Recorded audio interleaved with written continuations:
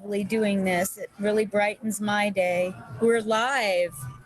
Hey, Facebook people.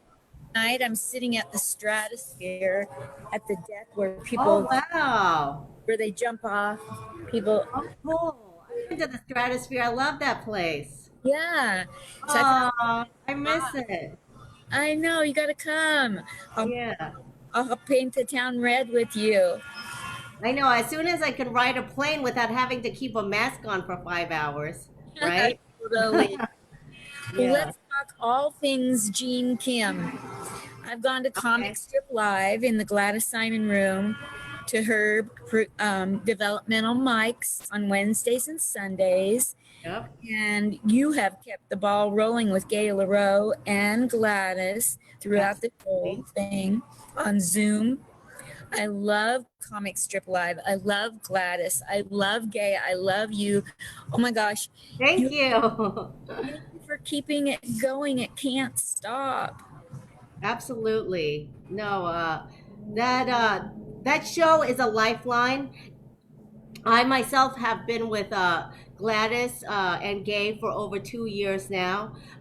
They're so fabulous to work with. It's really like because comedy historically has been so male dominated. It's actually like nice to work with a lot of cool women. So Yeah. I feel very blessed. Very. And each of you have your different strengths. So when you're working together, you've got strengths Gay doesn't have, and vice versa. And then Gladys is a whole nother talk show. Yeah, absolutely. Yeah. But, Yeah. Gladys, yeah, I just spoke to her right before the show. She was giving me the motherly advice, just have fun, do this, brush your teeth, brush your hair, all that kind of stuff. Bra. Yeah, exactly. Put on lipstick. Yeah. Make your Um, hair blonde. yeah, I said that'll be the next step. Yeah. But yeah, no, they're great. I actually wanted to find a female mentor. As you mentioned, I have taken so many comedy classes. Yes. Yeah, I grew up in Ohio, but I moved to New York City about 20 years ago, and I feel like I've taken like just about every comedy class in the city. But it's so much fun. And then I wanted to find a female mentor, and that's how I found Gladys. And we were just such a good mesh. And then, started working with Gay, and, it was just like kismet. Yes. And you're so good. You're so even. You're such a calming scenario you provide. And so let's talk about all the classes. So I saw you were at Gotham. I think you went to Caroline's. you Yeah.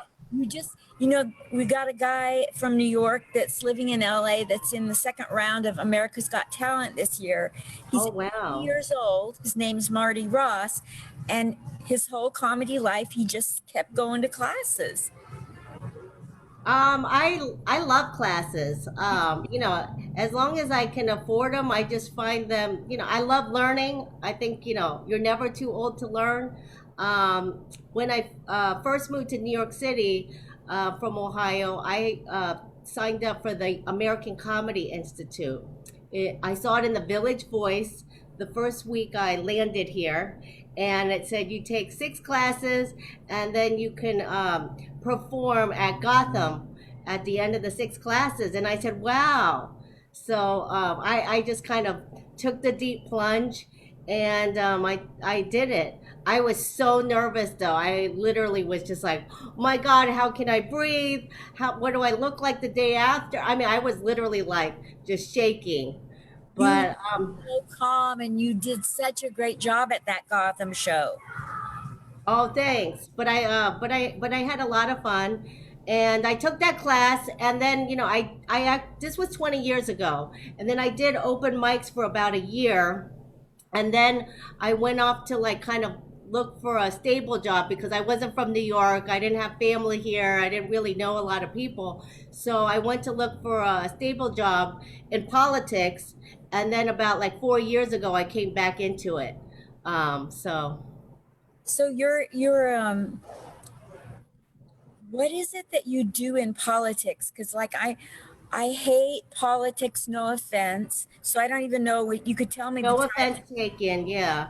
I don't do the type of politics that, where I get into like, visceral conversations with people. I do the mechanics of politics, and I've managed a lot of campaigns in every single borough in New York City, you know, uh, for city council, for state senate, for state assembly. I was on the second Bloomberg for mayor campaign.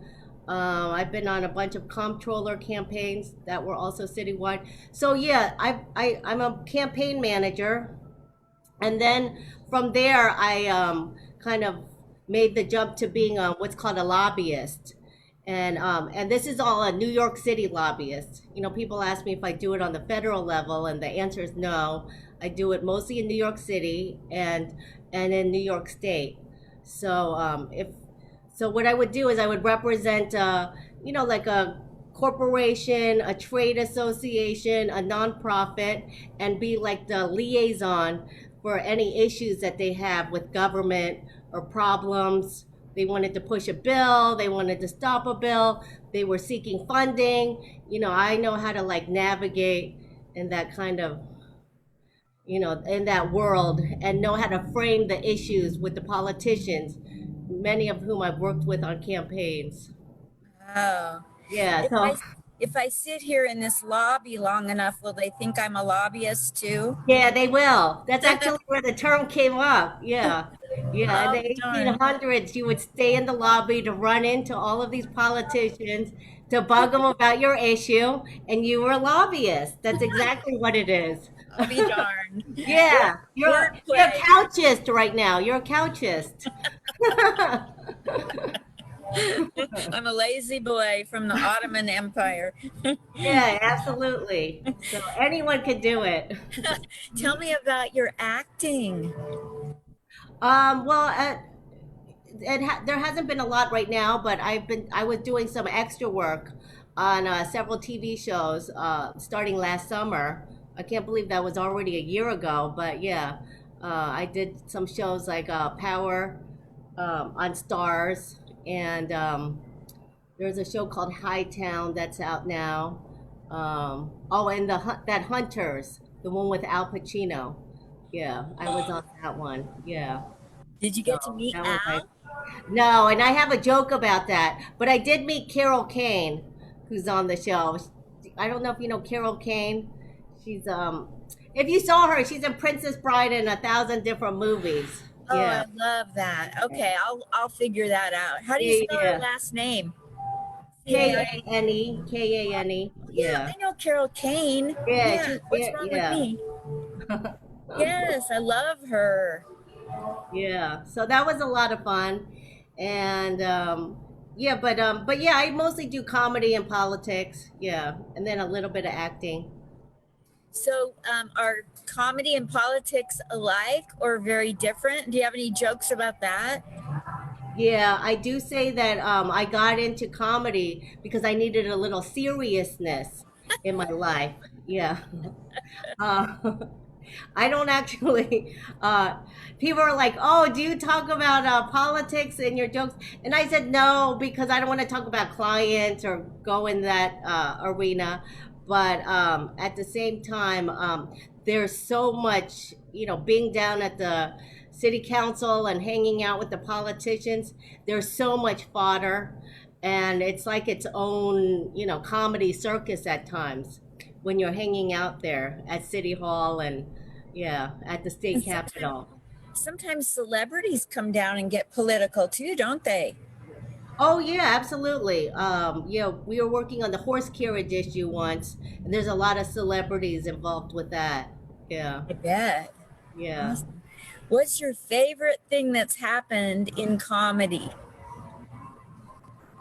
That's kind of a broad question. You mean like to me or for everybody? Oh, no, I would say, like, when you've been in comedy classes, what's the funniest thing or weirdest thing that happened in a comedy class, and then at Comic Strip Live? The weirdest, funniest thing at Comic Strip Live. How's that to narrow it down? Oh, okay. We can start with comedy class. What's the weirdest, funniest, silliest thing in a comedy class that you saw happen? I'm trying to think if it was a funny thing that happened. I've taken so many. I've taken D.F. Sweedler's class at Comic Strip. I've taken Stephen Roosevelt's class at American Comedy Institute. Um, yeah, and I took the Caroline's class with Huh? Linda Smith briefly. No Uh, relation. oh yeah. Um, yeah, I'm trying to think what the funniest thing, you mean the funniest thing somebody said or just like a funniest thing like that happened? Yeah, and anything in comedy that stands out as something funny or weird or scary or stupid or hard, anything in anything you can think of. I know, like, I always, when I think of Comic Strip Live, I always think about Mark Helfgott and all the times that he speaks up when someone's on stage. He can't not say something. Yeah. No. Yeah. He's like his Uh, own callback. yeah, no, that's true. Yeah, and I love his Hawaiian shirts. Yeah. Yeah. And yeah, well, like Hugh. Hugh is Hugh Chatfield. He's yeah, he's always like unique, Yeah. but he's improved so much even after his brain injury that he had in 1987, and then Gladys's husband Bob helped him with the elocution, and he's funny, and and I help book the shows, so I'm like the seating Nazi in the room. And so, I always have this joke where I would say, "Oh, Gladys," uh, I asked Gladys how she liked my set, and she told me that I did a great job seating everybody. I said, "What about my set?" "Oh, your seating was great." So, yeah, so I do a lot of That's hilarious. yeah, so when I'm in her room, I don't do just the jokes. I have to like, make sure everything's running in an orderly fashion. So, Yes. You have to use the left side of your brain. It's like yeah, comics use the right, and then you have to be in the left side when you're doing that. yeah, absolutely. Yeah, I mean, I suck at math, but but I am a really, really good driver, and I'm also a really great seater. So, I think I have just enough balance where I'm able to like, yeah, do some of the, yeah, the left brain stuff too. So we're going through a pandemic, and you're in the hot spot of all of it. So have you been personally touched by people with COVID-19? Because out here, people wonder if it even exists. So I want you to speak. Yes, absolutely. We have friends and family that don't live in New York City, and a lot of people don't believe that it's really happening because they're not personally seeing it and they're not personally touched. But knock on wood, my family and my extended family has all been safe, and but I do know friends, and I know like other comics and other people in the industry who have been touched by it and who have died or who have gotten very ill. So it's very real. And my boyfriend and I will like drive around past like the NYU hospital, and like last month when it was at its worst, I mean there were like 40 hearses lined up, all with like bodies, because it was just hard to keep up with them. There were close to 1,000 bodies at New York's highest point. And it was impossible to, yeah, and the crematoriums were running 24/7. And so I mean it was definitely real. It was just kind of amazing how the rest of the city just said, no, I think that whole disease is being made up or it's really being exaggerated. And we're like, no, it's actually really real. We know people.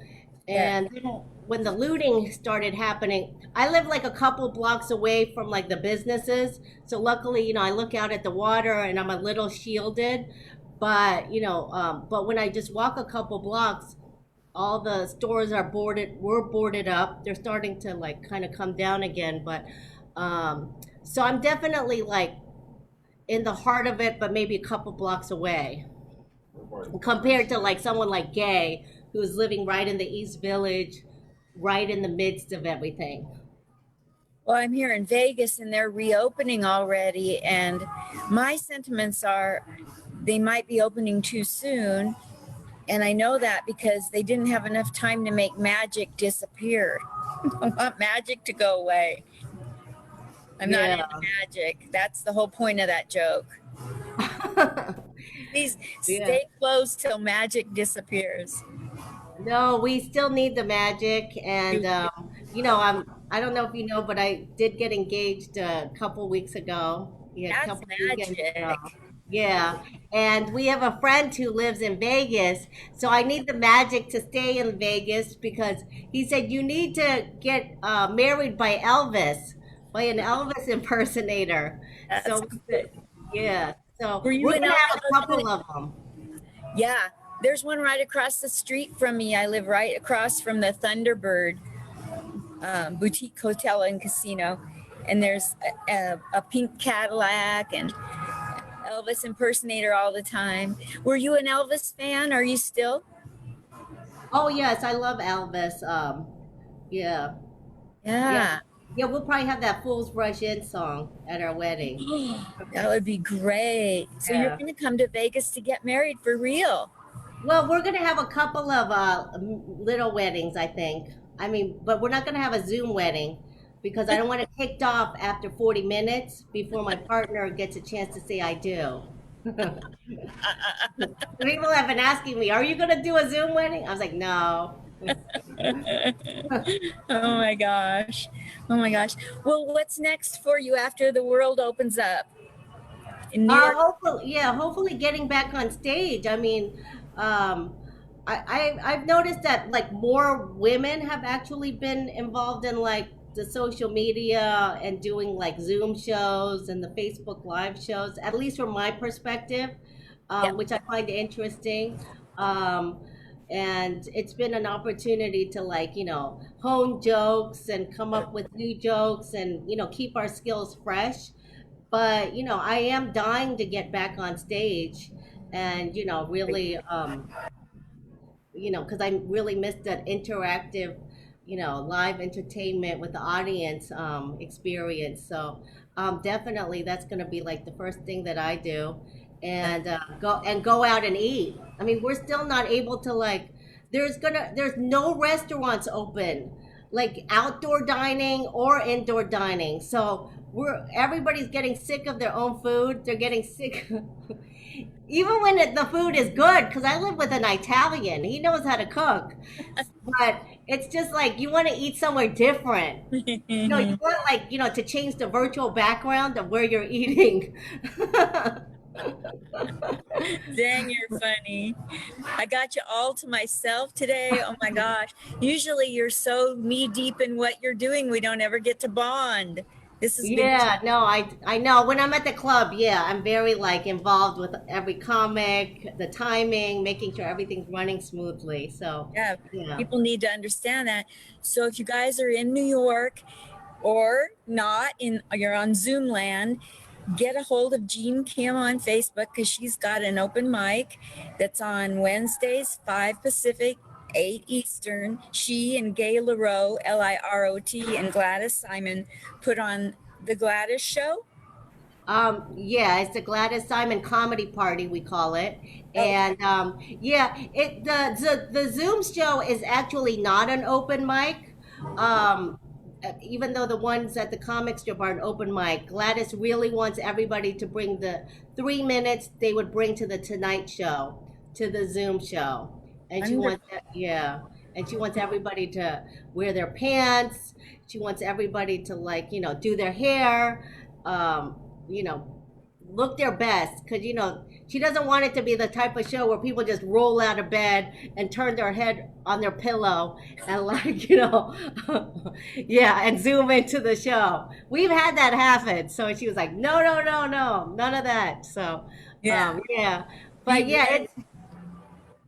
but it's fun, Gladys and Gay, we do like prep calls before the show and after the show. We talk about how we can make the show better, and it's really just been like a nice working with such strong, funny women, Yes. but also who are cool. Like we work well together. Yeah.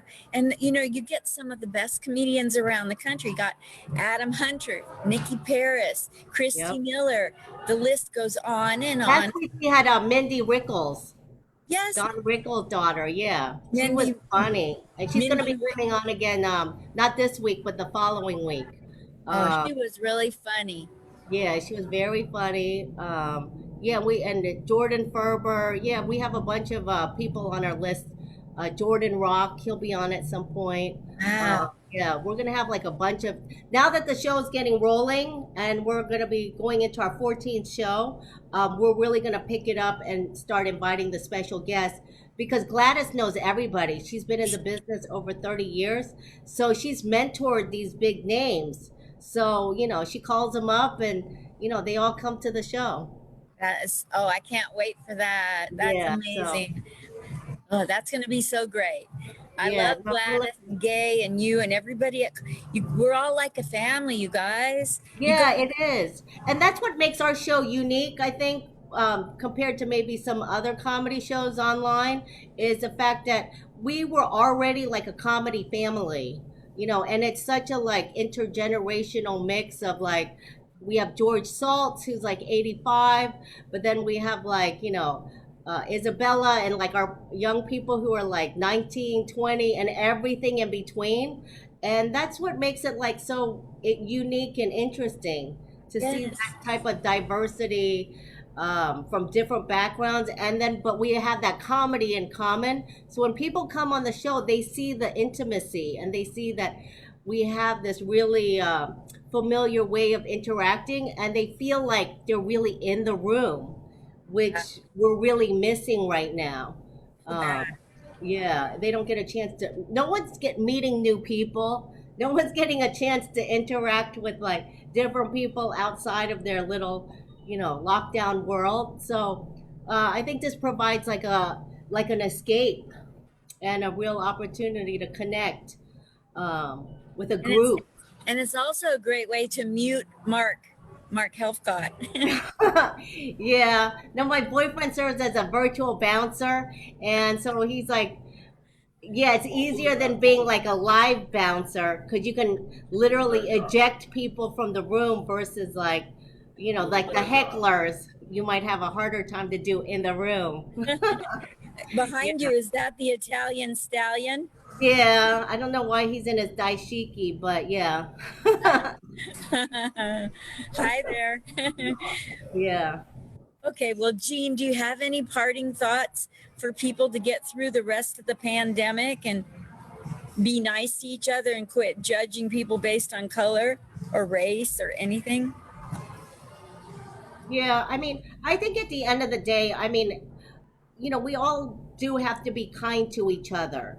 I mean, um, it doesn't matter, what our backgrounds are. I mean, before, the Black Lives Matter movement really was taking shape, the Asians were the biggest target of like the hate crimes because of the coronavirus and the whole fact that the president keeps persisting that this came from China, and really like swirls that around.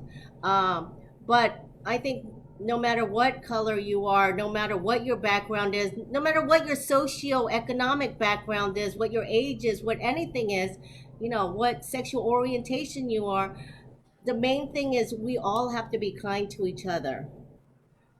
We all have to treat each other. I know Gay Leroux, I was watching her last week, but I agree with her. You have to treat others the way you want to be treated. I think that's like the easiest rule to follow. Like Um, yeah. like that a lot. Well, I'm so glad you came on. Is there anything you want to say that I didn't ask? Um, no, I was just gonna, just, talk about the fact that, like, because I grew up in Ohio, Yes. there wasn't a lot of internet. Well, there wasn't any internet actually when I was growing up, or streaming services like we have now. So I really didn't have like the stand up comic and all of those words in my vernacular. So, the only thing I had was like Saturday Night Live. I remember watching that. But my mom was like the funniest person, and so she really like served as my muse and role model. Other than Saturday Night Live and maybe a couple other shows, because being a Korean and being an immigrant, you don't have an opportunity to be encouraged to be funny. You're kind of like feeling a little bit isolated. Um, like, well, it's interesting because I was talking to my boyfriend who grew up in New York City, and he was like, Italian, and he said I was always a class clown in my class, and I said I didn't have that experience. It was always like the guys like you who'd be the class clowns, but I was like always in the back because women, women and especially like immigrants, we weren't encouraged to be funny. We just had to listen. So it wasn't until I moved to New York and had an opportunity to be on my own and really kind of discover who I was that I had the chance to blossom that side of myself. So yeah, and I just wanted to say that because a lot of people like wonder, oh, how did you get started in comedy? Did you always know you wanted to do it?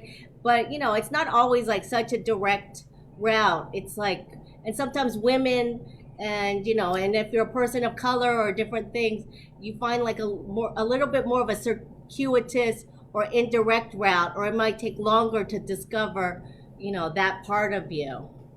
I love that. Thank you for sharing that. That's amazing. Yeah, because a lot of times when we interview, we assume that they were the class clown, went to the principal, and then went into comedy, and not so. It's not that way all the time.